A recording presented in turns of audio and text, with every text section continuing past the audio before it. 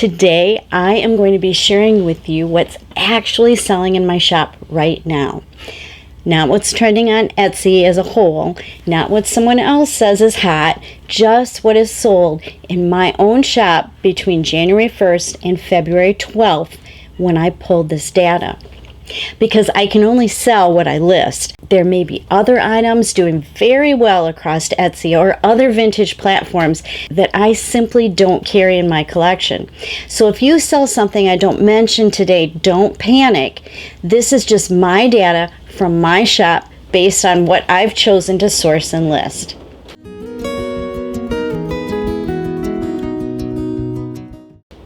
So since January 1st, I have had, up till February 12th, 85 physical item sales in my shop. And I truly believe a big reason for that momentum is because I have listed over 120 new items in my shop during that amount of time. More inventory always creates more opportunity. It's not magic, it's just math. So in this video, I'm going to break down the broader categories those sales fall into, the percentage each category represents, and that's percentage of items, not percentage of revenue. What I think those numbers actually mean, and what this is teaching me about what buyers are looking for right now. This isn't about chasing trends, it's about paying attention to my own shop.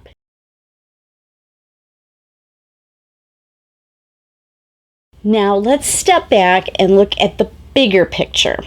When I grouped all 85 of those physical sales into broad categories that I created based on what I actually sell, here's what I found. These are not Etsy categories, these are Carol categories. There's simply a way for me to see patterns more clearly based on what I actually have in my shop. So the largest category by far is entertaining and functional tabletop pieces. That includes silver plate serving pieces, bowls, trays, butter dishes, teapots, stemware, anything meant to be used in hosting or in everyday rituals. The category represents 43.5% of my total sales since January 1st, nearly half in that category alone. The next category is, I'll call it decorative collectibles. Figurines, art glass, vases, wall art, pieces that are primarily display focused. That represents 23.5% of my sales. Then I have wedding and anniversary items, which was 12.9% of my sales. And very close to that was Patriotic and Bicentennial pieces. That came in at 11.8% of my total. And finally, curated bundles, which account for about 2.3%. This is the smallest category in my shop, at least for now. I'm hoping to keep building this up. So when I look at this breakdown, one category clearly rises to the top, and it's not even close.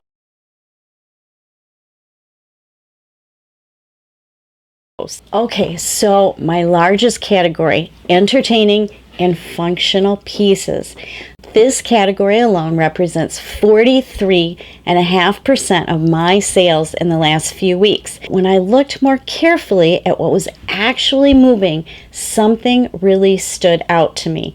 It wasn't necessarily the large, formal serving pieces. It was the smaller, functional vessels. Small bowls, pedestal dishes, small trays, catch-all pieces, and many of these sold very quickly, almost as soon as I listed them. And what's interesting is how I styled and described them. I didn't present them primarily as food serving pieces.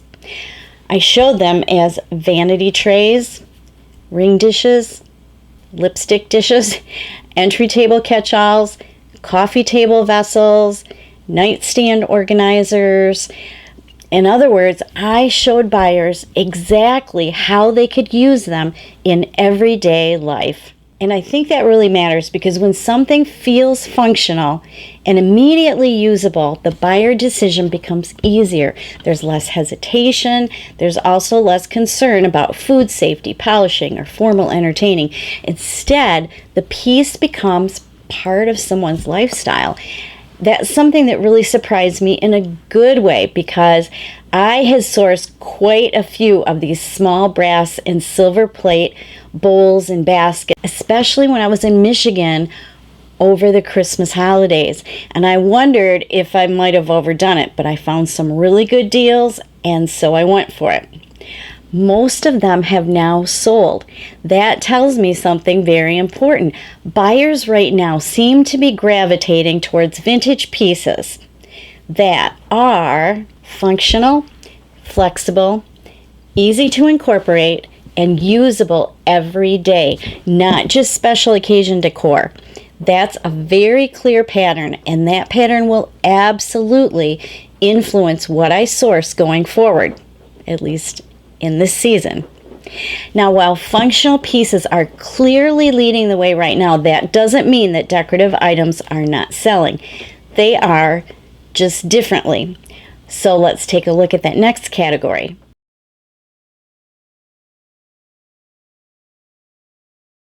Decorative collectibles have made up 23.5% of my sales so far this year. Here's what I noticed when I looked at the sold items in this category more closely.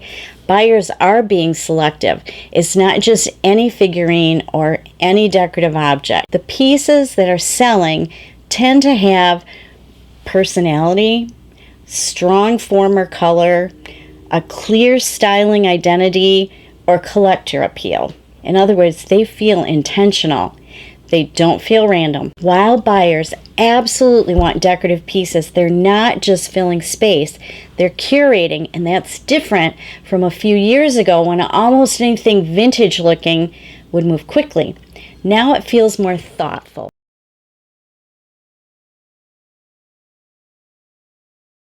Another category worth looking at is wedding and anniversary items. Now, these are my steady sellers, but it's a seasonal category for the most part. So I naturally evaluate it just a little bit differently than the others. Even in the early part of the year, it gives helpful signals about what may be building as we move towards spring and summer. So wedding and anniversary pieces accounted for 12.9% of my sales in January and the first 2 weeks in February. And this included vintage wedding decor, cake toppers, anniversary keepsakes, and certain sentimental tabletop pieces. What's interesting here is that we're not even fully into wedding season yet, and yet these pieces are already moving. That tells me a few things. First, buyers are planning early. Second, vintage continues to appeal to brides and families who want something meaningful, something that doesn't feel mass-produced. And third, these pieces often carry emotional weight. They're not impulse decor purchases. They're tied to milestones. Now, I will say, I've listed more wedding and anniversary items that haven't sold yet, but that's not concerning me right now. This category tends to build momentum as we move into spring and early summer. So rather than viewing slower movement right now as weakness, I'm kind of seeing it as timing, and I expect that that percentage is going to shift upward in the coming months, especially the spring months. That's the nature of seasonal inventory.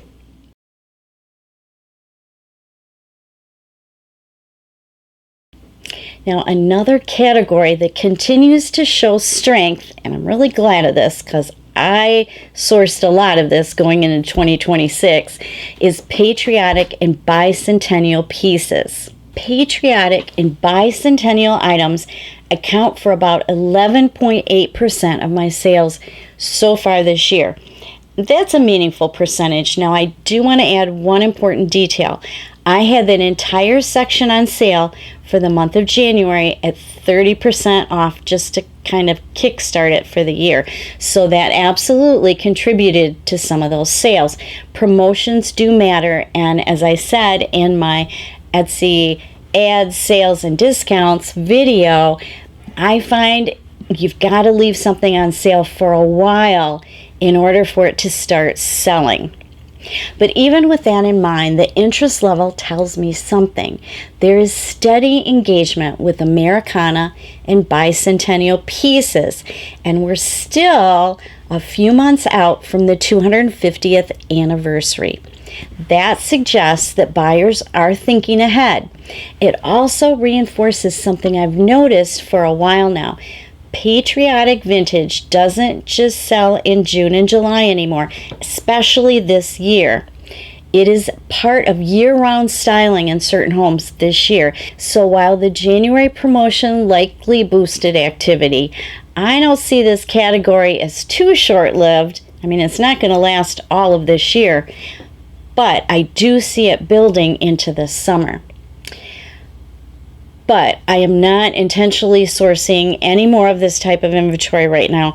I still have 27 items in that section, and that doesn't include any of the Americana tableware that I have listed elsewhere in my shop.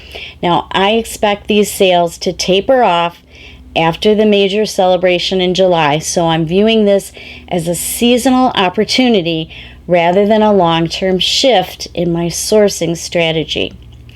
As I've been talking about through these categories, you've already seen some of the pieces that have sold, but I want to show you all of them together.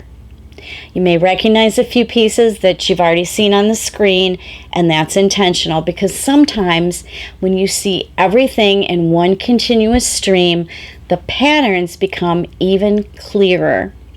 So in the next few moments, I'm going to step back and let you simply look.